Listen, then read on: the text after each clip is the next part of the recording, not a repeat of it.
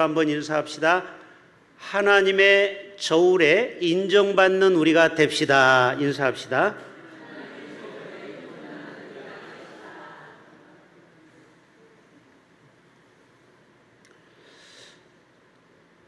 여기 오면은 저울 얘기가 나와요.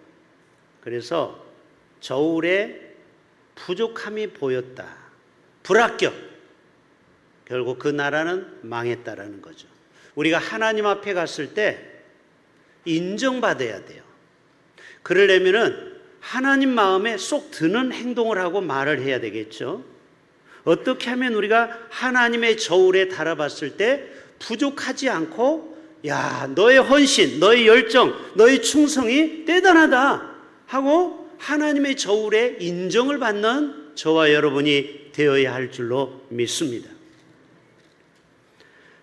우리 가정은 어떨까요? 과연 우리 가정을 하나님의 저울에 들어봤을 때 합격! 너희 가정은 고넬료 가정처럼 구제하고 선교하고 늘 기도하는 가정, 이런 가정은 합격인 겁니다. 그러나 그렇지 못한 가정은 불합격 되는 거죠. 또 내 자신을 하나님의 저울에 달아봤을 때 다른 사람이 볼 때는 그럴싸하게 신앙생활을 하는 것 같은데 정말 하나님이 인정받을 만한 사람인가? 우리는 스스로 하나님의 저울에 나를 달아봐야 될 줄로 믿습니다. 여러분은 매일 체중계에 몸을 실어서 올라가죠? 왜 대답이 없어요? 여러분 매일매일 건강을 위해서 체중계 여러분 몸무게를 재봐야 됩니다. 저는 온천천을 만보 걷고 꼭 온천천을 다녀오고 체중계에 올라가요.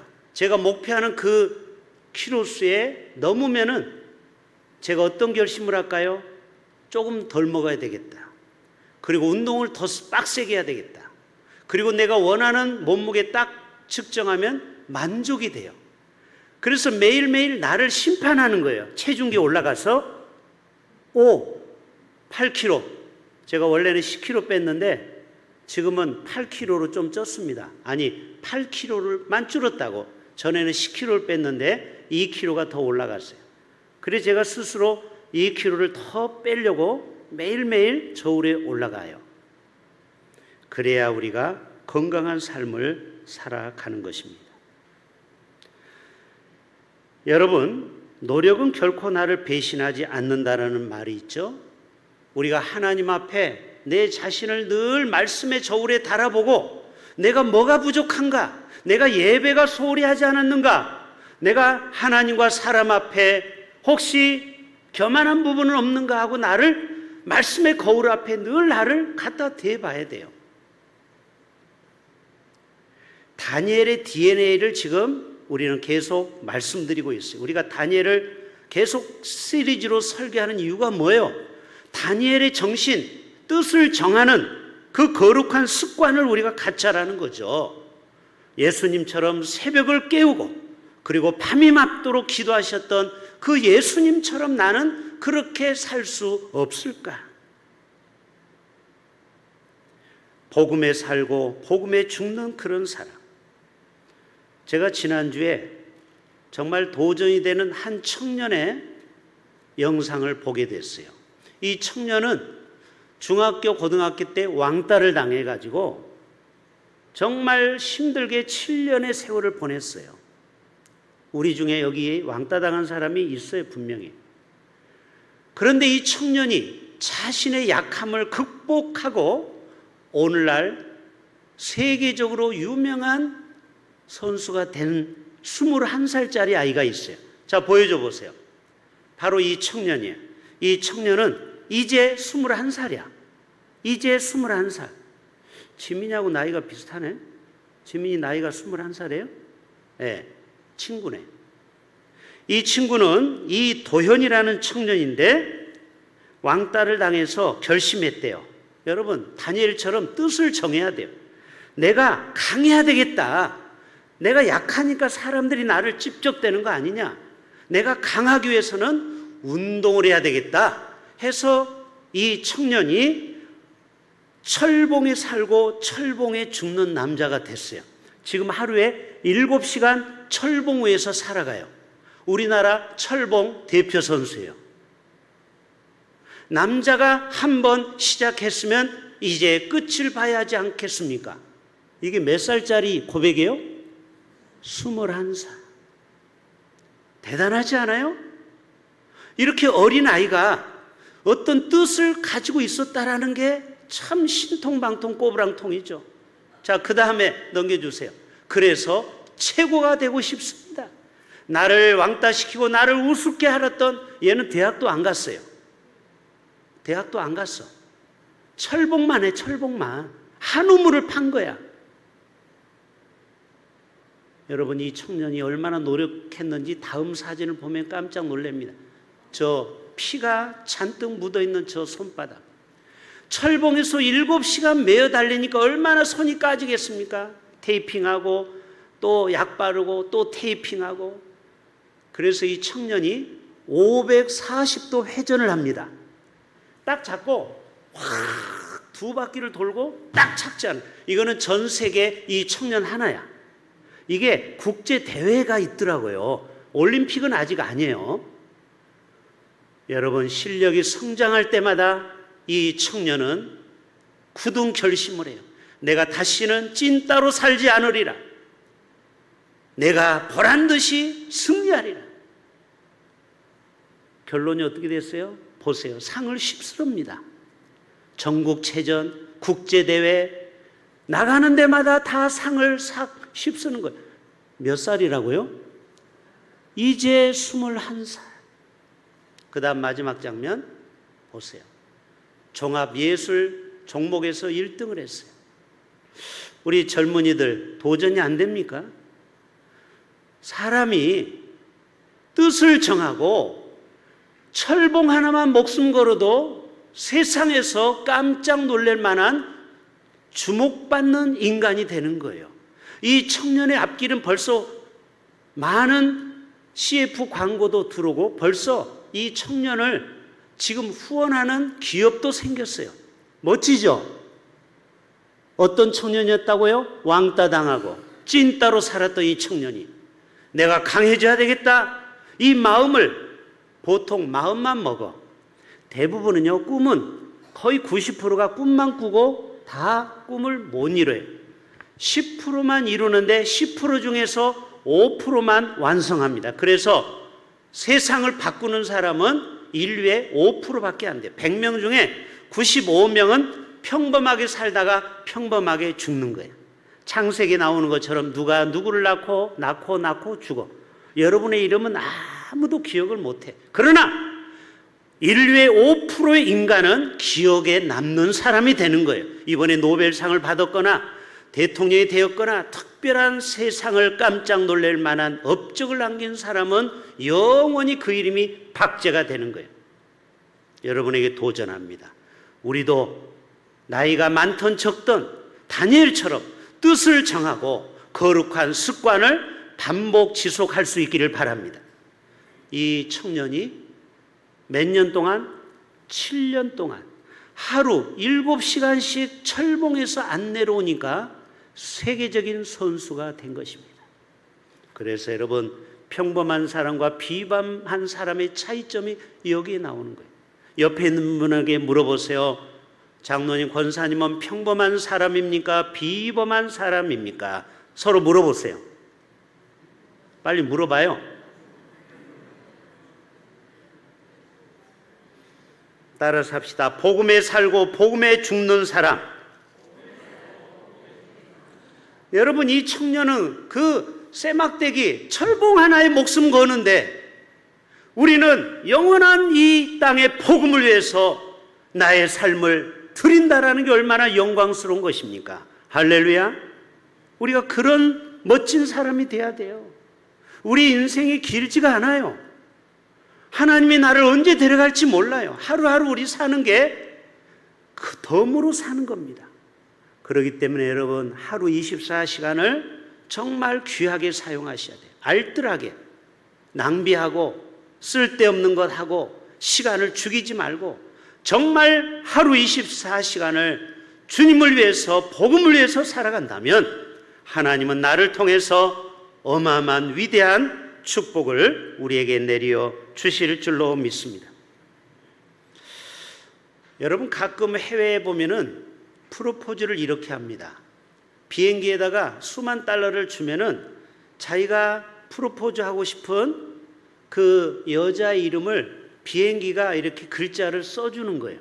그래서 미국의 어느 날 가을 하늘에 마리아라는 영어 글자가 나오는 거예요. 이해되십니까? 국군의 날에 보면은 막 색깔을 띠고 날면서 글자가 나오잖아요. 그거 하나 새기는데 몇만 달러를 줘야 돼요. 그러면 그것만 하는 그 스포츠 회사가 있어요.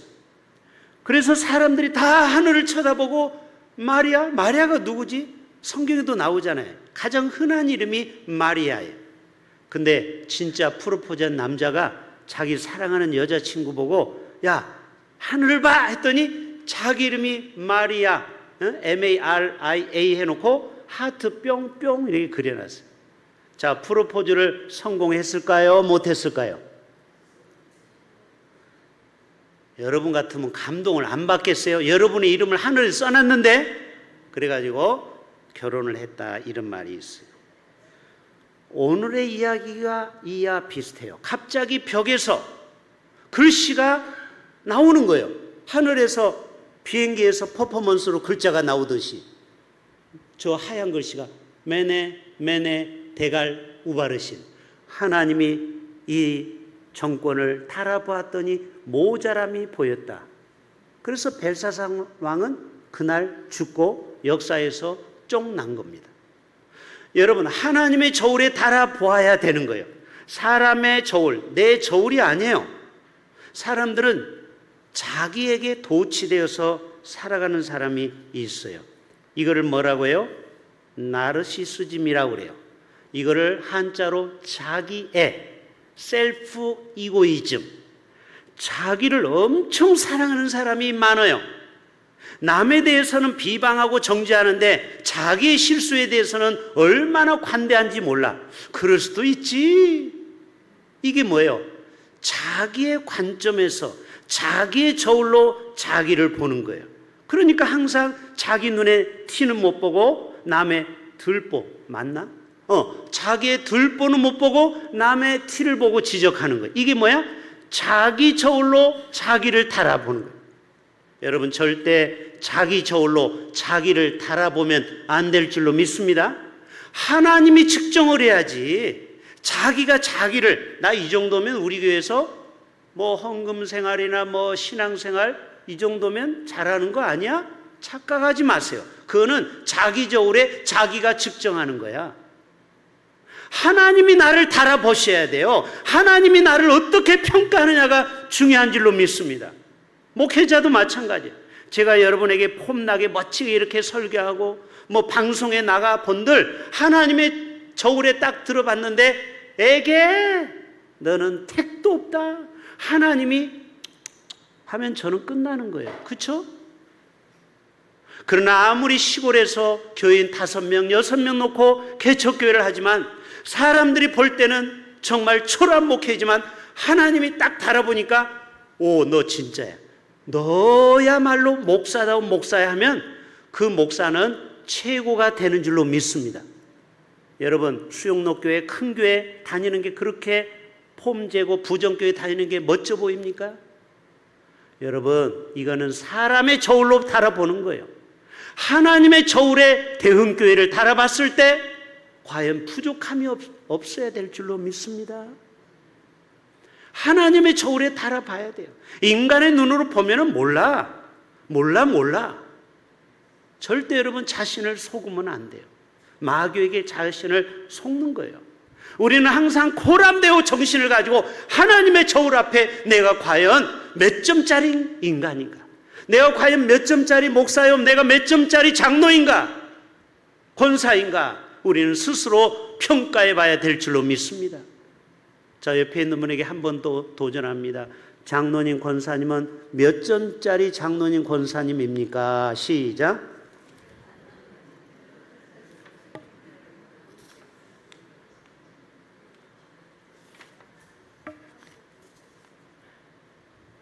또 어떤 사람은요, 다른 사람의 저울에 자기를 보려고 해요. 처음에는 내 저울에 달면 안 된다고 했죠. 다른 사람의 평가에 귀를 기울이는 사람이 있어요. 벨사살은 바벨론의 최고의 사람들 1000명과 함께 잔치를 베풀었어요.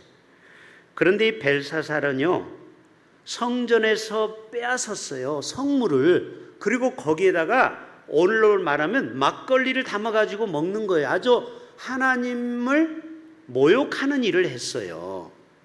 그래서 하나님이 벨사사왕을 하나님의 저울에 달아서 모자랐다. 그리고 벨사살이 그날 죽게 됩니다. 헤로도 왕 아십니까? 얼마나 교만이 많은지. 많은 사람들이 사도행전 12장에 나와 있어요. 단상에서 연설을 합니다. 국민을 위한 국민의 정치, 마치 이런 연설을 한 것처럼 그랬을 때 사람들이 다 뭐라고 합니까? 아부를 하죠. 이거는 사람의 소리가 아니고 신의 소리다 하고 사람들이 다 헤로도 왕에게 절을 했어요. 이게 뭐예요? 다른 사람의 저울로 자기를 본 거예요. 그러니까 우쭐한 마음이 있어요, 없어요? 생기는 거예요. 아, 나 대단한 사람이나 보다. 나 이 정도면 100점짜리나 보다 착각하게 되는 것입니다. 결국 헤로도 왕도 벌레가 나와서 죽게 되었고, 빌라도도 마찬가지. 빌라도는 로마 사람인데요, 이스라엘을 지배할 때 총독으로 부임했는데 사형 집행권은 로마에 있어요. 그래서 사람들이 예수를 사형시키라고 빌라도에게 데리고 왔어요. 그런데 처음에 예수를 안 죽이려고 했죠. 그런데 하도 사람들의 그 군중 심리 때문에 자신의 인기가 떨어질까 봐 손을 씻고 이 죄는 너희에게 돌아갈 것이다 하고 그만 사형을 내려버린 것입니다. 찜찜한 사법부의 잘못된 판단을 내린 거예요. 그래서 사도신경에 맨날 빌라도, 본도, 빌라도에게 예수님이 못 박아 죽였다고 매일 빌라도를 우리가 입에서 씹고 있어요. 맞죠? 아니, 사도신경으로 본디오 빌라도, 맨날 본디오 빌라도, 본디오 빌라도, 본디오 빌라도. 보세요. 본디오 빌라도는 사람들에게 평가를 받기를 원했어요. 사람들의 저울에 자기를 인정받기를 원했어요. 그러나 이거는 아무 무익한 거예요. 결국은 빌라도는 오고 가는 2000년 동안 예수를 사형시킨 재판관으로 영원히 그의 이름이 낙인이 찍혀버린 것입니다. 여러분, 절대 남의 평가에만 목이 말라 있으면 안 돼요. 마지막, 우리는 하나님의 저울에 자신을 달아보아야 되는 것입니다. 메네 테갈 우바르시. 메네는 뭐예요? 하나님이 이미 왕의 나라의 시대를 카운트했는데 이미 끝이 났다. 데겔은 뭐예요? 하나님의 저울에 부족함이 보였다. 데겔 우바르신, 이거는 결국 쪼개졌다. 나라가 분열이 되었다. 망하게 되었다. 결국 그날 밤에 벨사사 왕은 살해를 당하고 마는 것입니다. 지금도 하나님을 무시하는 사람들이 많이 있어요. 저 중국 시진핑은 하나님을 두려워할 줄 몰라서 교회를 핍박하고 선교사를 쫓아버리고, 지금도 저 푸틴 러시아 대통령이나 시진핑, 저 북한의 김정은, 다 이게 헤롯 왕가가, 벨사살 왕가 같은 사람들이에요. 저는 걱정이 됩니다. 이들이 과연 최후가 어떻게 될 건가? 저 김정은이나 시진핑이나 푸틴이나 하나님을 두려워하지 않고 사람들에게 존경을 받고 자기가 독재를 하고 있으니까 사람들이 다 자기 말이면 꼼짝 못 하거든요. 착각하고 있는 겁니다. 하나님의 저울에 들어봤을 때는 형편없이 부족한 자가 시진핑이요, 트럼프요, 김정은이에요. 여러분, 오늘 집에 가서 부탁드립니다. 여러분이 좀 언어가 되는 분은 트럼프한테 가서 전화를 하시길 바랍니다. 트럼프 대통령, 프레지던트 대통령, 너무 자신만 믿고 까불지 말라고. 여러분, 트럼프도 지금 뭐 미국을 믿고 자기 마음대로 관세를 정하고 완전히 멋대로 지금 세상, 이 온 세계 질서를 자기 마음대로 해버리죠. 그러나 하나님의 저울에 트럼프를 달아봤을 때 만약에 부족함이 보이는 순간 하나님은 트럼프를 버릴 것입니다. 저는 예언합니다. 왜요? 성경이 그렇게 말하고 있어요. 푸틴, 시진핑, 김정은도 마찬가지예요. 지금이라도 회개하고 돌아와서 기독교인 핍박을 멈추고 그리고 백성들에게 사랑을 베푸는 그런 군주가 된다면 하나님이 기회를 주겠지만 계속해서 공산주의로 백성들을 억압하고 통제하고 사람들을 우상화하고 자기가 하나님 자리에 앉아있다. 메네 대갈 우바르시. 결국 러시아를, 중국을, 미국을, 북한을 하나님이 버리실 수 있다 이것입니다. 대한민국도 예외는 아닙니다. 대통령이 누가 되느냐도 중요하지만 누가 돼도 항상 코람데오 정신으로 겸손히 하나님 앞에 백성들을 섬겨야 될 줄로 믿습니다. 여러분, 민심은요 굉장히 민감합니다. 하루아침에 변합니다. 여러분 보셨잖아요, 민심이라는 게. 그러니까 여러분, 잘한다고 해서 끝까지 잘하는 거는 지켜봐야 되는 거예요. 세상의 역사는 항상 수레바퀴처럼 돌고 돌아요. 물레방아야. 그러니까 여러분, 아무리 백성들이 지지를 잘 받아도 겸손해야 돼요. 그리고 끝까지 낮은 자세로 하나님의 음성을 듣고 다윗처럼 그런 마음으로 하나님의 저울에 내가 과연 잘하는가 늘 자신을 돌이켜봐야 돼요. 만약에 그런 대통령이 우리나라에 나온다면 반드시 그 대통령은 역사의 길이리길이 칭송받는 대통령이 될 것입니다. 누가 되든지 마찬가지죠. 어느 유대인 어머니가 중고 시장에 가서 아들 옷을 하나 샀는데 중고 시장에 갔기 때문에 남이 입었던 거예요. 그런데 세상에 여기 뭐가 나오는 거예요. 주머니에서. 거기 보니까 다이아몬드 같은 게 나왔어요. 알고 봤더니 그게 수천만 원짜리 주인이 옷을 바깥에 중고에 버리다가 이거를 못 챙긴 거예요. 아들이 뭐라고 했을까요? 엄마, 할렐루야! 이거 우리에게 하나님이 주신 보너스다. 우리 이거 팔아가지고 우리 정말 이 가난을 면해보자. 근데 유대인 엄마가 뭐라고 한지 아세요? 아들아, 우리가 옷은 샀지만 이 보석은 사지 않았단다 하고 돌려주었어요. 여러분, 이것이 이스라엘 사람들의 정직성이라고 합니다. 하나님을 두려워하는 거예요. 아니, 아무도 모르잖아요. 중고 옷은 거기에 그 보석을 가져다 팔아도 모르잖아요. 그러나 누구는 보고 있다? 하나님은 보고 있다. 여러분, 우리는 늘 내 저울과 남의 저울에 있는 것이 아니고 하나님의 저울에 나를 항상 바라보신다면 우리가 늘 하나님 앞에 코람데오 정신으로 하나님을 두려워하며 산다면 하나님께서 반드시 우리의 삶에 놀라운 은혜를 베풀어 주실 줄로 믿습니다. 기도합니다. 하나님 아버지,